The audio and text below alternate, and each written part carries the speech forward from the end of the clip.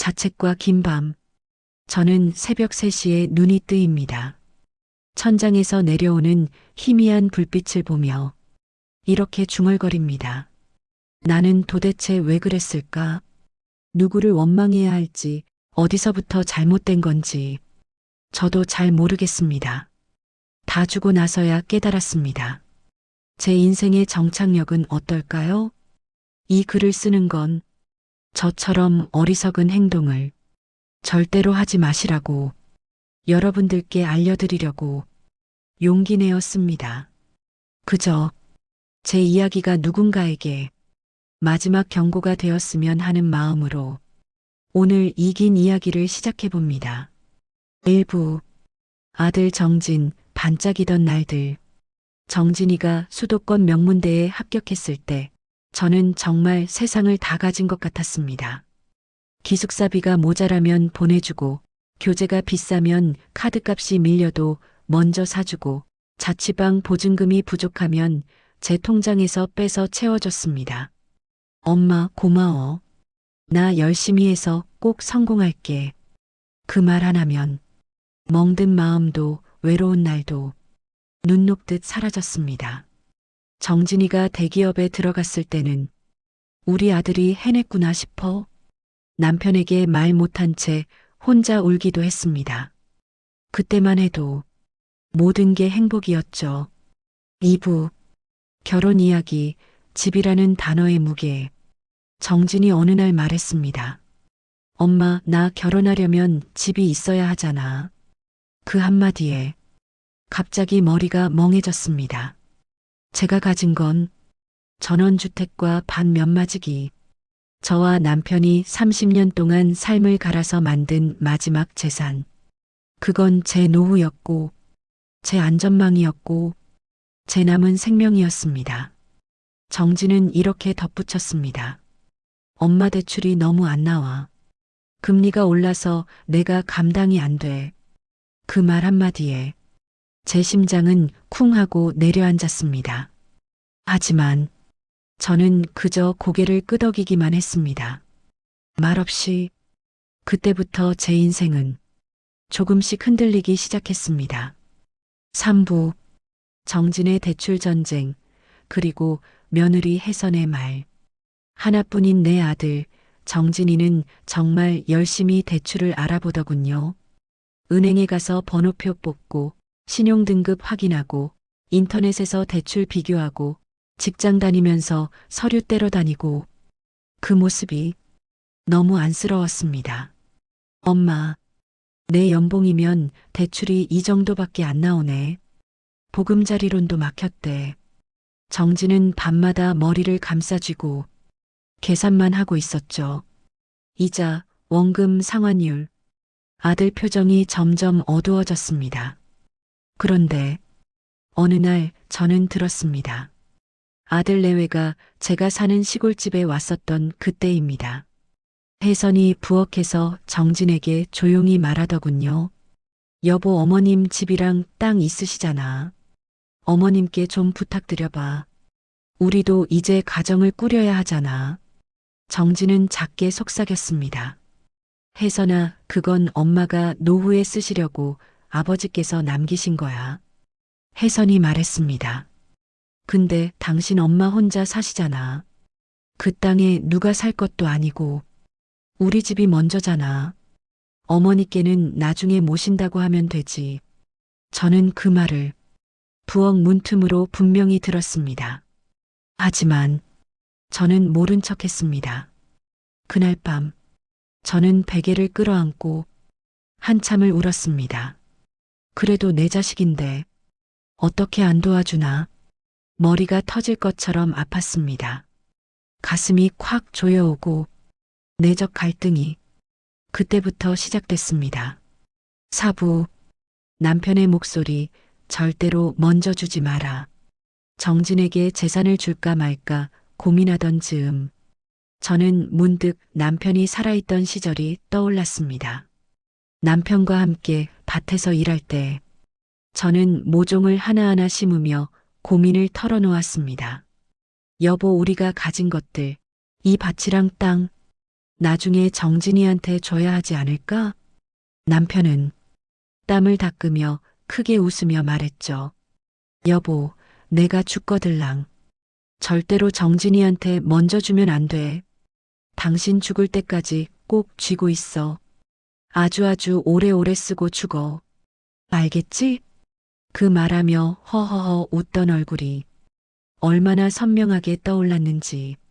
그날 저는 정말 한참 동안 밭고랑에 앉아서 흙을 손으로 툭툭 치며 눈물을 참았습니다.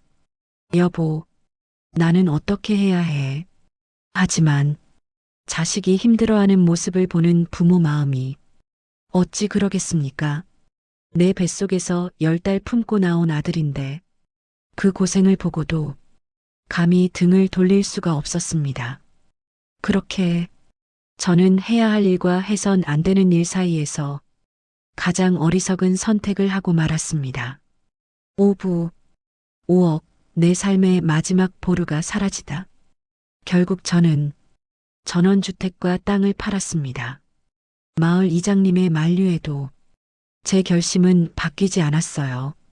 아들을 위해서라면 뭐든지 해줘야 한다는 생각뿐이었습니다. 계약 도장을 찍을 때 손이 덜덜 떨렸습니다. 서류를 건네받는 순간 제가 가진 마지막 안전망이 허공으로 날아간 기분이 들었습니다. 정진과 혜선은 너무 기뻐했습니다. 어머니 정말 감사합니다. 어머니, 저희 절대 잊지 않을게요. 혜선은 제 손을 꼭 잡고 말했습니다. 어머님, 나중에 저희 집에서 함께 살아요. 어머니 혼자 두지 않을게요. 그때는 그 말이 진심 같았습니다. 하지만 미래는 알 수 없었습니다. 그 약속은 정말 종이처럼 가벼운 말이었다는 걸 그땐 몰랐습니다. 6부, 원룸으로 이사, 월세 35만 원의 현실. 아들 집은 신혼 부부 자리이니 제가 있으면 불편할 것 같아 근처 원룸으로 옮겼습니다. 월세는 35만 원. 전기세, 관리비, 식비. 혼자 살지만 생각보다 훨씬 많이 들었습니다. 정진은 월세를 지원해준다고 했지만 시간이 지날수록 그마저도 자주 밀렸습니다. 가끔 월세가 연체될까 가슴이 철렁 내려앉는 날이 많았습니다. 월세가 밀렸다고 아들에게 연락하는 게 매우 미안했습니다. 저는 점점 내가 짐인가 그런 생각을 하기 시작했습니다. 7부, 점점 멀어지는 아들과 며느리. 처음 몇 달은 정진 부부가 자주 찾아왔습니다. 하지만 어느 순간부터 연락은 뜸해졌습니다. 문자를 보내면 읽었는데 답이 없었지요. 전화하면 엄마 나중에 전화할게요. 그러고는 잊혀졌습니다. 며느리는 아예 받지 않았습니다. 마트에서 혜선을 우연히 본 날, 그녀는 장바구니를 든 채 저를 보더니 어머니, 잘 지내셨죠? 그 한마디만 하고 제가 요즘 바빠서요. 먼저 갈게요. 라는 말을 하면서 곧장 사라졌습니다. 저는 그냥 그 자리에 서 있었습니다. 그 자리에 참 오래 서 있었습니다. 8부, 현실의 벽 아프면 끝이다. 어깨가 아파 팔이 잘 올라가지 않는 날이 많아졌습니다. 밤마다 다리에 쥐가 나고 어지러워 바닥에 주저앉을 때도 있었습니다. 내가 지금 쓰러지면 누가 날 발견할까? 원룸에서 혼자 사는 노인의 현실은 생각보다 훨씬 잔인했습니다. 병원비는 부담되고 아들한테 말하기는 미안하고 여름에는 부채로 겨울에는 전기장판으로 버티는 제가 너무 초라하더군요. 그날 이후 저는 스스로 묻고 또 물었습니다. 나는 왜 노후를 지킬 생각을 안 했을까? 9부, 기초생활수급자 신청 방법을 찾아보는 밤. 요즘 저는 주민센터 홈페이지를 들락날락합니다. 유튜브에서는 기초생활수급자 되는 법, 노인 기초연금 신청 방법, 혼자 사는 노인 지원제도, 그런 영상만 보고 있습니다. 자막을 멈춰놓고 다이어리에 적고 계산기를 두드리며 내가 대상이 될까 고민만 합니다. 저는 이제 국가 도움을 신청하는 방법을 공부하며 살아가고 있습니다. 아들 걱정이 아니라 제 걱정을 해야 하는 나이가 되어버렸습니다. 10부 후회와 깨달음. 여러분은 절대 저처럼 되지 마세요. 저는 이제야 깨달았습니다. 부모는 가진 걸 한 번에 다 내어주면 마지막에 남는 건 텅 빈 통장과 지친 몸, 그리고 혼자라는 사실뿐입니다. 자식 사랑은 중요하지만 자신을 버리고 주는 사랑은 돌아오는 것이 없습니다. 누구를 원망해도 결국 돌아오는 건 저 자신뿐입니다.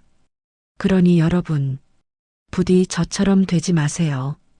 여러분의 노후 자금, 여러분의 재산, 여러분의 건강은 누구보다 여러분 자신이 가장 먼저 지켜야 합니다.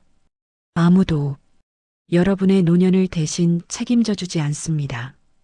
여러분은 여러분의 인생 주인입니다. 여기까지 제 인생의 아픈 이야기였습니다.